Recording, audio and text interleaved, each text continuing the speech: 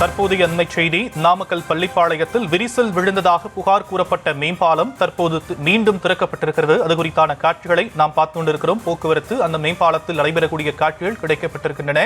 விவரங்களை நம்முடைய செய்தியாளர் தங்கமணியிடம் கேட்கலாம். தங்கமணி, மீண்டும் மேம்பாலம் திறக்கப்பட்டிருக்கு, விவரங்கள். ஷியாம், வணக்கம். நாமக்கல் மாவட்டம் பள்ளிப்பாளையம் உயர்மட்ட மேம்பாலம் இன்று திறக்கப்பட்டு அந்த மேம்பாலத்தில் முற்றிலுமாக விரிசல் மற்றும் கான்கிரீட்டுகள் பேர்ந்து விழும் நிலை என்பது ஏற்பட்டிருந்த நிலையில தற்போது அந்த மேம்பாலம் திறப்பு விழா செய்யப்பட்டு மறுநொடியே அந்த பாலம் மூடப்பட்டிருந்த காட்சிகள் வெளியாகி இருக்கின்றது. தொடர்ந்து உடனடியாக மீண்டும் இந்த மேம்பாலம் தற்போது திறக்கப்பட்டிருக்கின்றது.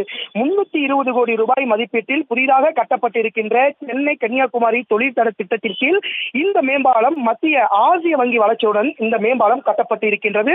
தொடர்ந்து பள்ளிப்பாளையம் பேருந்து நிறுத்தத்தில் இருக்கின்ற ஒட்டப்பட்ட கற்கள் அனைத்துமே கான்கிரீட்டுகள் இடிந்து விழும் நிலையும், அதே சமயத்தில் ஆங்காங்க விரிசல்களும் இருந்தது குறித்து நியூஸ் தமிழ் தொலைக்காட்சியில் செய்திகள் வெளியிட்ட நிலையில் மீண்டும் அந்த பாலம் அமைச்சர் மதிவேந்தன் முன்னிலையில் தமிழக முதலமைச்சர் மு.க. ஸ்டாலின் காணொலி காட்சி மூலமாக திறந்து வைத்தார். இதனைத் தொடர்ந்து செய்தியாளர்களை சந்தித்த அமைச்சர் மதிவேந்தன் கூறுகையில், ஒரு சில இடங்களில் விரிசல்கள் இருக்கலாம், அந்த விரிசல்களை உடனடியாக சரி செய்து கொள்ளப்படும்.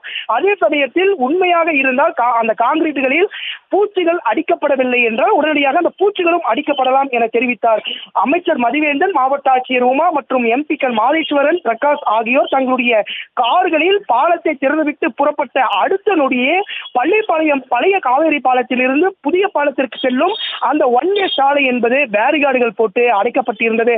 அப்பொழுது தொடர்ந்து போக்குவரத்து நெரிசல் அதிகமான காரணத்தினால் தற்போது மீண்டும் அந்த பேரிகார்டுகள் அகற்றப்பட்டு போக்குவரத்திற்கு இந்த மேம்பாலம் தற்போது அனுமதிக்கப்பட்டிருக்கின்றது. உடனடியாக விரிசல்களை சரி செய்ய வேண்டும், கான்கிரீட்டுகளை தரமாக இருக்கின்றதா என ஆய்வு செய்து இந்த பாலத்தை திறக்க வேண்டும் என வலியுறுத்தி வந்த நிலையில தற்போது மூடப்பட்ட பாலம் தற்போது திறந்திருக்கின்றது.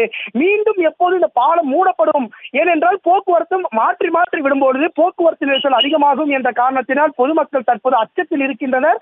உடனடியாக அதிகாரிகள் ஆய்வு செய்து உண்மையான போக்குவரத்துகளை இந்த மேம்பாலத்தின் மீது விட வேண்டும் என கோரிக்கையாக உள்ளது. ஷாம்,